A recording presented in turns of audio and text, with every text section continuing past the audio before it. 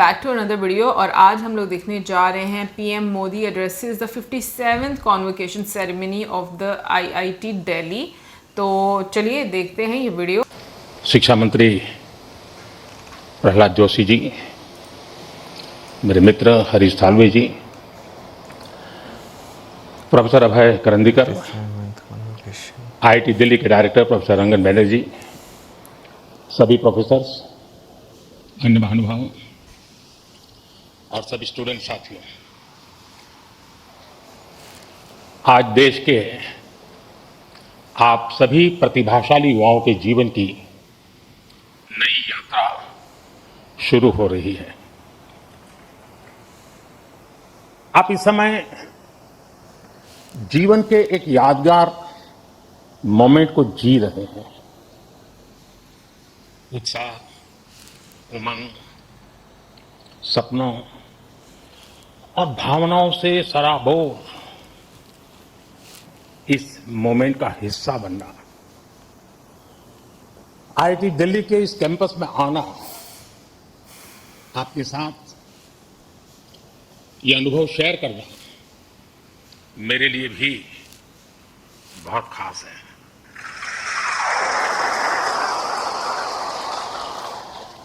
पिछली बार जब मैं कॉन्वोकेशन में शामिल हुआ था तब पूरा देश कोविड के दौर से गुजर रहा था।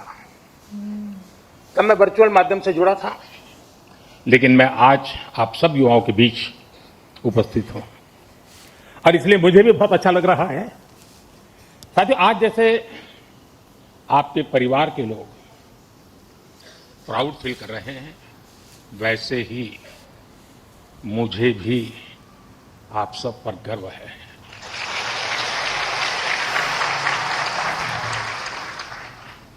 क्योंकि ये आप सब केवल एक डिग्री नहीं ले रहे हैं, आप देश के लिए बहुत कुछ करने का सपने लेकर के यहां से निकल रहे हैं।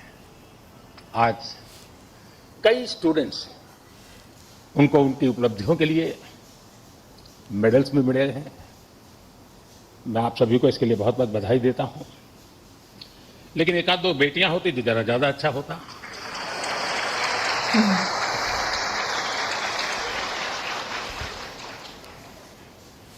सॉरी, एक दो क्यों, ज्यादा होनी चाहिए थी। आज आईआईटी दिल्ली में एआई से जुड़े कुछ नए इनिशिएटिव भी शुरू हुए हैं। मैं इसके लिए भी आप सबको बहुत बहुत शुभकामनाएं देता हूं। साथियों, आज आप सभी और सारे स्टूडेंट्स इस कार्यक्रम में उपस्थित हैं, लेकिन मन के किसी कोने में कुछ और चल रहा होगा। मैं तो बाबा बागेश्वर नहीं हूं लेकिन कुछ तो चलता होगा। हर स्टूडेंट के मन में आने वाले कल की अपनी अपनी तस्वीर होगी। कई छात्र अपनी पहली सैलरी का इंतजार कर रहे होंगे। बहुत मजा। कोई नए शहर में नई शुरुआत की तैयारी में होगा। कई साथी अपने पहले स्टार्टअप का सपना देख रहे होंगे। किसी ने अगले कॉम्पिटिटिव एग्जाम का लक्ष्य बनाया होगा। हर किसी का रास्ता अलग है, हर किसी का सपना अलग है, लेकिन इन सब के बाद भी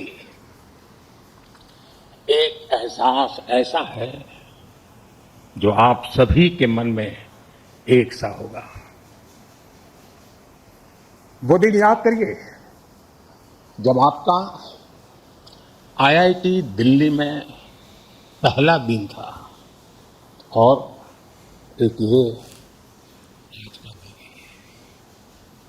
आप सोच रहे होंगे कि अभी कल की भी तो बात है जब ओरिएंटेशन हुआ था और अभी एक कॉन्वोकेशन का समय भी आ गया।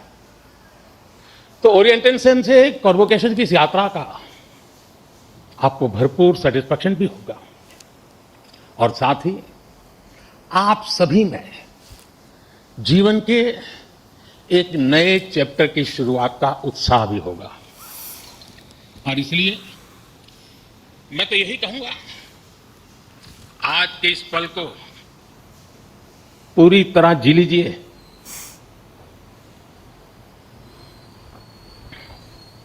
आने वाले समय में जब आप पर बड़ी बड़ी जिम्मेदारियां होगी, तब यहां की पुरानी यादें आपको पुराने दिनों में जरूर ले जाएंगे। ये आपको एनर्जाइज भी करेंगी।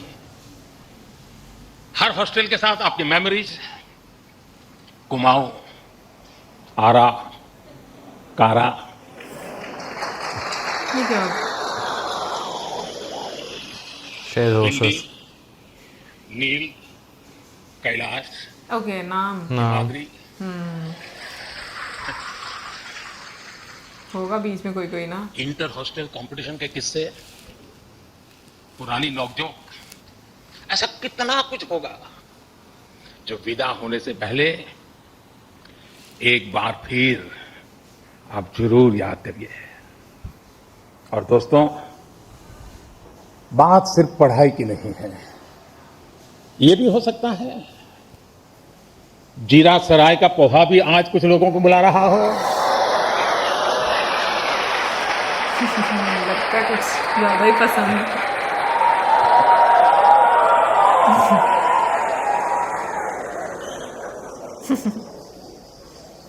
अभी समय तो हो गया है। सतपुरा मैस के पराठे याद आ रहे हो?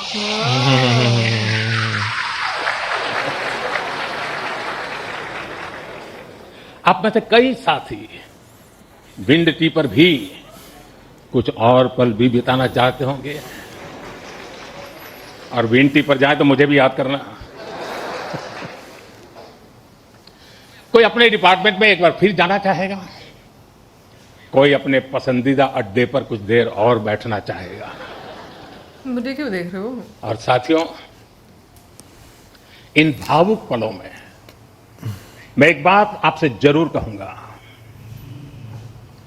जब जब जीवन आपको पीछे मुड़कर देखने का अवसर देगा, तो ये कैंपस लाइफ आपके दोस्त, टीचर्स, मेंटर्स और सपोर्ट स्टाफ जो आपका परिवार बन गए, आपके प्रोफेसर्स जिन्होंने आप जैसी प्रतिभाओं को गढ़ने की जिम्मेदारी उठाई, और आपका ये इंस्टीट्यूट जो धीरे धीरे आपका अपना घर बन गया, आप अपनी हर सक्सेस में इन सबको याद करेंगे।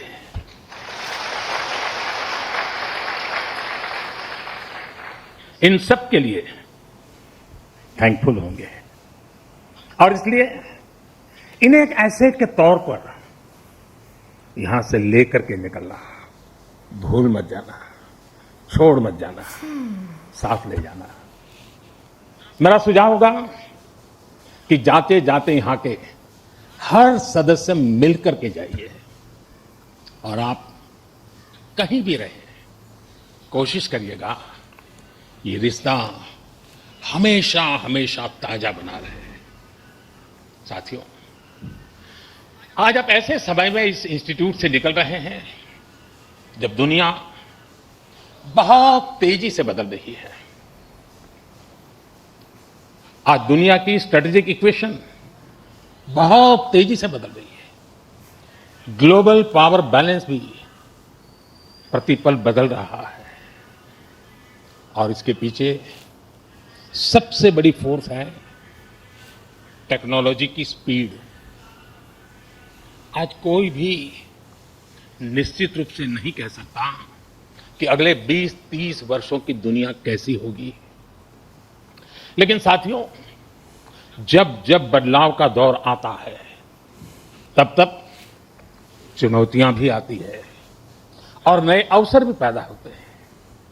दुनिया बदलेगी, टेक्नोलॉजी भी बदलेगी, इंडस्ट्रीज बदलेगी, प्रोफेशंस भी बदलेंगे, लेकिन इन सब के बीच मेरी बात याद रखिएगा, जो सीखेगा वो जीतेगा।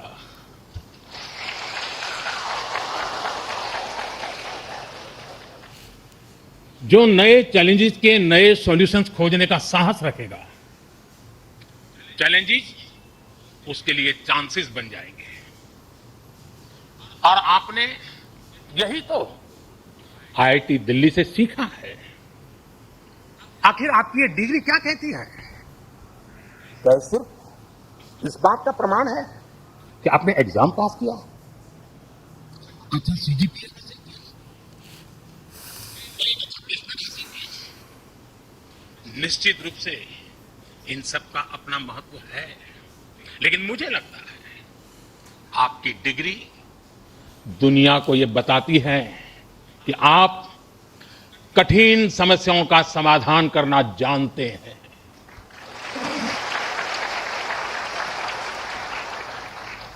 आप अपने आईआईटी दिल्ली के सफर को याद कीजिए। यहां तक पहुंचना आसान नहीं था, यहां की पढ़ाई भी आसान नहीं थी, लेकिन आपने हार नहीं मानी। ये डिग्री आपको एक दिन में नहीं मिली। एक एक विषय, एक एक project, mid sem, and same, इन्हीं छोटे छोटे कदमों ने आपको यहां तक पहुंचाया है। जीवन भी इसी सिद्धांत पर चलता है। जब कभी कोई चुनौती बहुत बड़ी लगे तो उसे घबराइए मत, उसे छोटे छोटे हिस्सों में बांट दीजिए।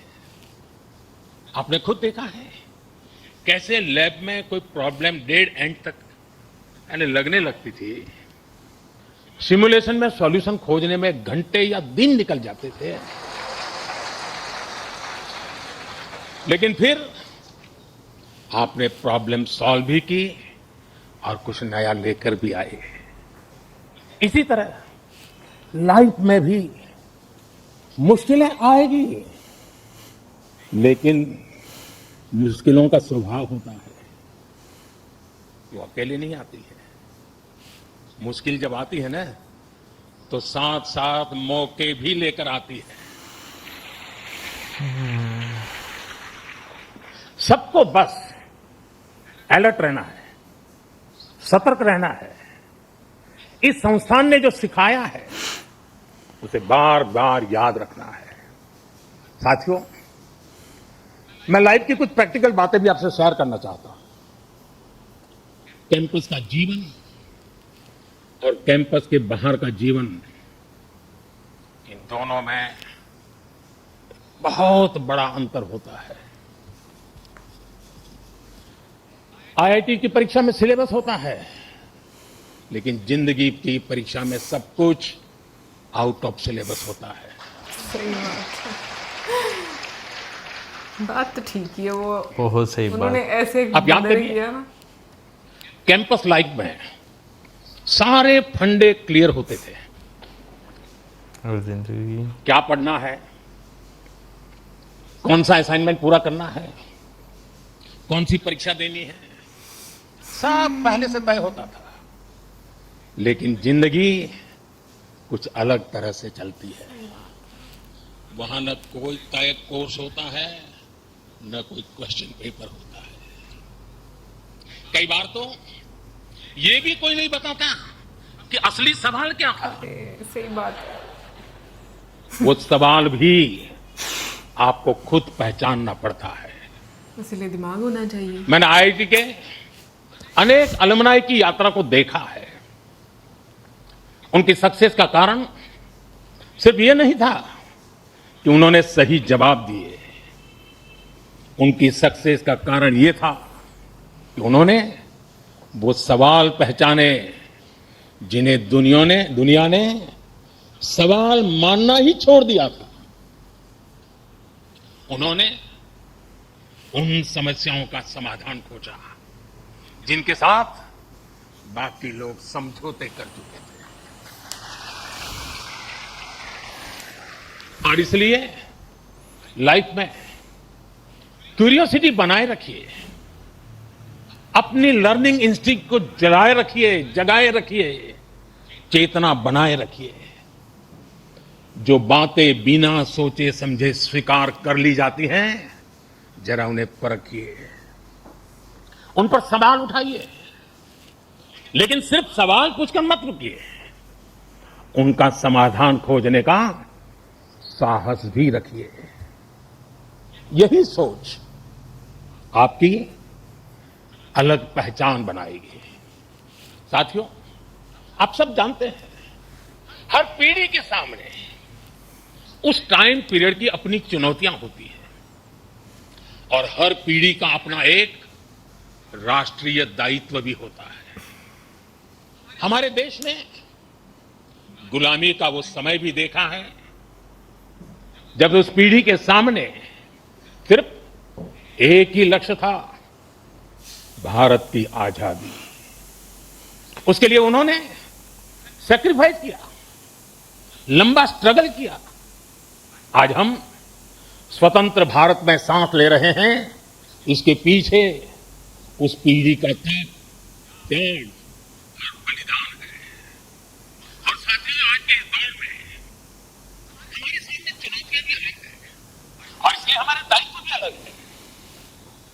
अपने जीवन के अगले 30-35 साल में आप जो कुछ भी करेंगे वो विकसित भारत की हमारी यात्रा को प्रभावित करेगा। इसलिए आपके हर निर्णय का आधार यह भी होना चाहिए कि इससे देश को क्या फायदा होगा, इससे देश की कौन सी जरूरत पूरी होगी।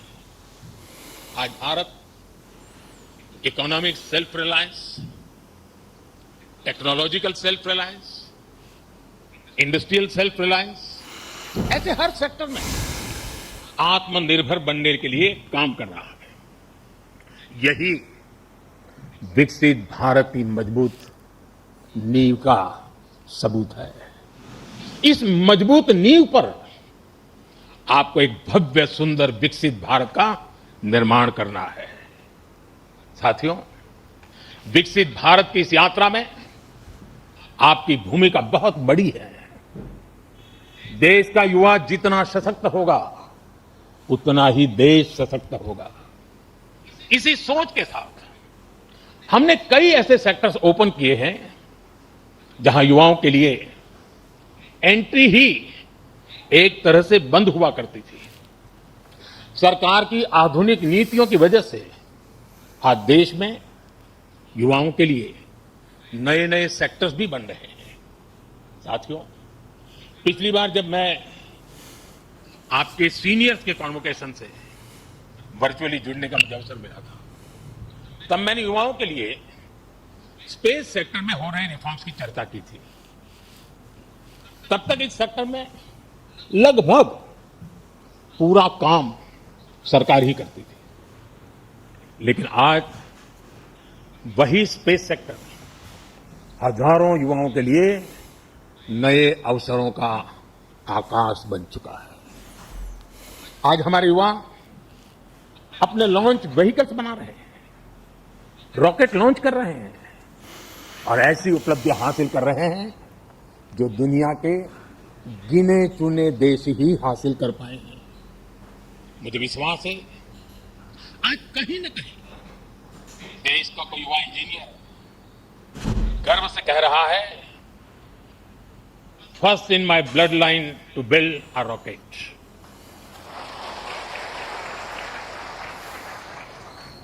सेमीकंडक्टर सेक्टर का उदाहरण भी हमारे सामने है।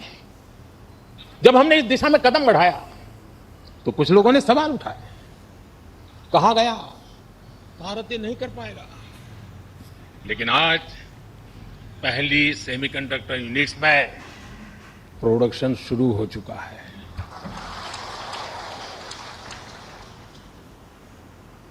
और मैं साफ मानता हूं, चिप से लेकर के शिप तक सब कुछ यहीं पर आप ही के हाथों से बनेगा। और कहीं कोई युवा पूरे आत्मविश्वास से कह रहा है, first in my bloodline to make a chip in India. साथियों, आज आप हमारे ड्रोन सेक्टर को भी देखिए।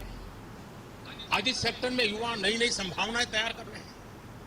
कहीं ड्रोन से खेतों में काम दिया जा रहा है, ड्रोन दवाइयां पहुंचा रहा है, ड्रोन देश की रक्षा सुरक्षा में मदद कर रहा है। और आज कहीं कोई युवा कह रहा है, first in my bloodline to make a drone. साथियों, भारत के स्टार्टअप रेवोल्यूशन को इसी पीढ़ी के आप जैसे युवाओं ने ही तराशा भी है, ताकत भी दी है। इसी इंस्टीट्यूट से कितने ही फाउंडर्स निकले हैं। अगर एक इंस्टीट्यूट से इतना कुछ हो सकता है तो सोचिए पूरे देश में कितनी बड़ी ताकत तैयार हो रही है। Unicorns, digital payments, fintech revolution, इन सभी ने देश के लाखों युवाओं को पहली बार कुछ नया करने का अवसर दिया है। साथियों, अभी ऐसे भी अनेक सेक्टर्स हैं जहां भारत अपनी नई यात्रा शुरू कर रहा है और बड़ी जिम्मेदारी के साथ और बड़ी उम्मीदों के साथ देश आप जैसे युवाओं की ओर देख रहा है। Artificial intelligence, data centres, critical minerals, deep sea exploration, batteries, power shortage, energy security, electric mobility, quantum computing, ऐसे अनेक क्षेत्र आपके टैलेंट, आपके इनोवेशन और आपकी लीडरशिप का इंतजार कर रहे हैं और मैं भी इंतजार कर रहा हूं।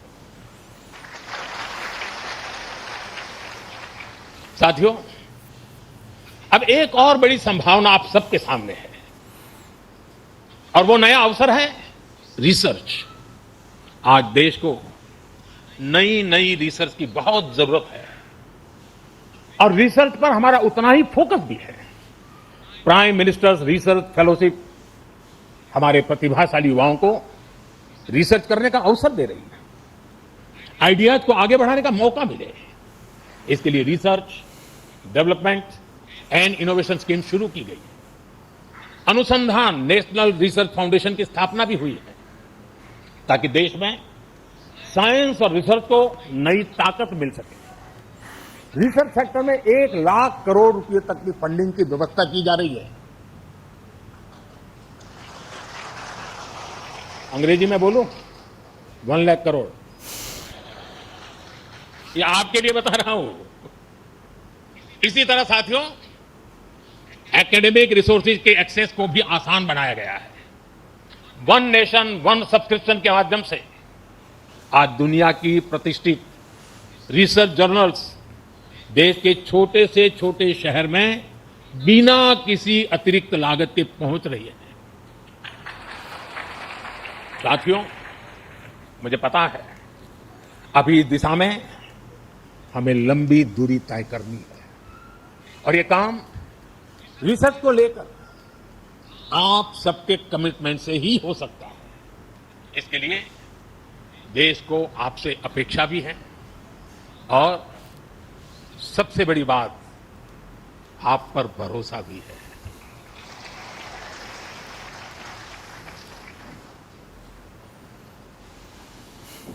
साथियों, अब मैं आपसे थोड़ा डिस्ट्रैक्शन की बात करूंगा। जब हम बड़े गोल्स को अचीव करने के लिए प्रारंभ करते हैं, निकलते हैं, तो एक बड़ा डिस्ट्रैक्शन भी हमारे सामने आता है। ये डिस्ट्रैक्शन होता है एक दूसरे से कंपैरिजन का। किसी को क्या पैकेज मिला, कौन किस कंपनी में गया, किस शहर में गया, किस देश में गया, किसने स्टार्टअप शुरू किया।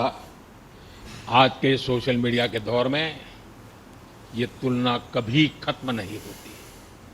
लेकिन याद रखिए, जिंदगी कोई लीडर बोर्ड नहीं है। आपकी असली दौड़ किसी और से नहीं, खुद अपने आप से है।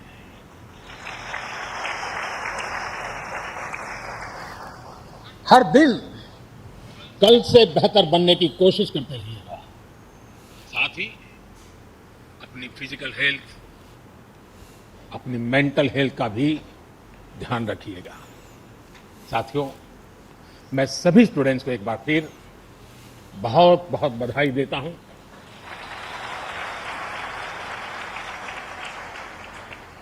आपके माता पिता को, परिवारजनों को विशेष बधाई देता हूं। आपके शिक्षकों को और उन सभी लोगों को भी मेरी बहुत बहुत शुभकामनाएं हैं जो इस पूरी यात्रा में हर कदम पर आपके साथ खड़े रहे।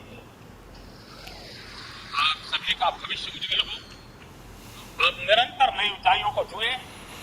इसी मंगल कामना के साथ बहुत बहुत धन्यवाद।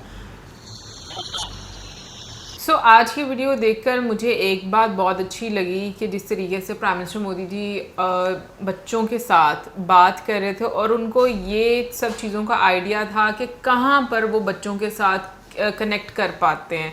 तो मुझे ये चीज़ बड़ी अच्छी लगी कि बीच में जैसे उन्होंने खाने पीने की बात की तो वहाँ पर बच्चों का जिस तरह से रिस्पॉन्स आया, तो वो चीज़ मुझे लगता है कहीं ना कहीं पर आपको बहुत कनेक्ट करती है, क्योंकि आपको पता है कि बच्चों का इंटरेस्ट क्या है, वो किस तरह से किस बात पर रिस्पॉन्ड करते हैं। फिर उसके बाद जो उन्होंने प्रैक्टिकल लाइफ में जो अप्रोच होनी चाहिए, जिस पर मैं बहुत ज़्यादा एम्फेसाइज करती हूँ कि ये चीज़ माँ बाप को सिखानी चाहिए बच्चों को, बजाय इसके कि एक सेफ बबल में रखने से उनको जो रियलिटी है दुनिया की, कि बाहर की दुनिया कैसी है, आपको कैसे कैसे लोगों के साथ आमना सामना करना पड़ेगा, कैसे एक आपको हर जगह पर जज किया जाएगा, तो आपको किस तरीके से उन सिचुएशंस को डील करना है। तो मुझे लगता है ये सारी चीज़ें माँ बाप को घर से बच्चों को ट्रेन करके भेजना चाहिए। और वैसे इंडिया की अगर हम लोग बात करें तो मुझे इंडिया के जो जितने भी स्टूडेंट्स हैं उनमें मुझे एक चीज़ बड़ी अच्छी ये भी लगती है, क्योंकि वो बहुत जल्दी अपने घरों से ना दूर रहना शुरू हो जाते हैं, अपने घरों से निकल जाते हैं, दूसरे शहरों में पढ़ने के लिए चले जाते हैं। तो मैंने देखा है कि वो लोग जो बहुत जल्दी अपने घरों से निकल जाते हैं ना, उनकी सोच बहुत जल्दी मैच्योर हो जाती है, क्योंकि बहुत सारे लोगों के साथ वो मिलते जुलते हैं, अवेयरनेस बहुत होती है। दूसरी साइड पर मैं अगर ऐसे लोगों को देखूँ ना जो ज़्यादातर अपने घरों से निकल कर पढ़ने जाते हैं फिर वापस आते हैं, तो दोनों की पर्सनालिटी में, दोनों की अप्रोच में मुझे बड़ा अंतर नज़र आता है। यार उसके साथ साथ जो युवा होती है ना, वो एक देश का सरमाया जो है वो होती है। एक देश अपने युवा को जो है वो उसकी इनिशियल लाइफ में क्या दे रहा है, ये चीज़ बहुत ज़्यादा मैटर जो है वो करती है। क्योंकि लाज़मी बात है, अगर आज आप जो अपनी यंग जनरेशन है उसको एक अच्छा माहौल देंगे, बेशक वो पढ़ने लिखने के हिसाब से हो, बेशक वो आने वाले टाइम में टेक्नोलॉजी के हिसाब से, जॉब्स के हिसाब से, अगर आप उन्हें अच्छा टाइम देंगे ना, तो इन रिटर्न वो भी अपने कंट्री के लिए बहुत सारी चीज़ें जो है वो करेंगे। अगर आप उन्हें कहेंगे कि भाई ठीक है हमने आपको बस पढ़ा दिया, उसके बाद आप अपना खुद ही देख लें, तो वो फिर दूसरे मुल्कों को जाके ही जो है वो सर्व करते हैं, उन्हीं के फ्यूचर जो है वो ब्राइट जो है वो करते हैं। अब जैसे पीएम मोदी जी की बात करूँ तो भाई जिस तरह वो पूरी एक कन्वर्सेशन को लेकर जो है वो चल रहे थे, तो उसमें मेरी सबसे अच्छी चीज़ ये लग रही थी कि भाई वो बड़े अच्छे तरीके से उन्हें ज़िंदगी के उतार चढ़ाव के बारे में जो है वो बता रहे थे। उनका पास्ट, ये जो टाइम गुजर गया है वो बस उनका अतीत बन चुका है, आने वाले टाइम में उनके लिए क्या अपॉर्चुनिटीज़ हैं, पुराने समय की याद भी जो है वो आएगी। तो कैसे चीज़ों को लेकर चलना ये बहुत ज़रूरी होता है बताना। बिल्कुल। बाकी कमेंट सेक्शन में आप ज़रूर बताइएगा कि आपको आज की वीडियो कैसी लगी। मिलेंगे next time. Subscribe. Good bye.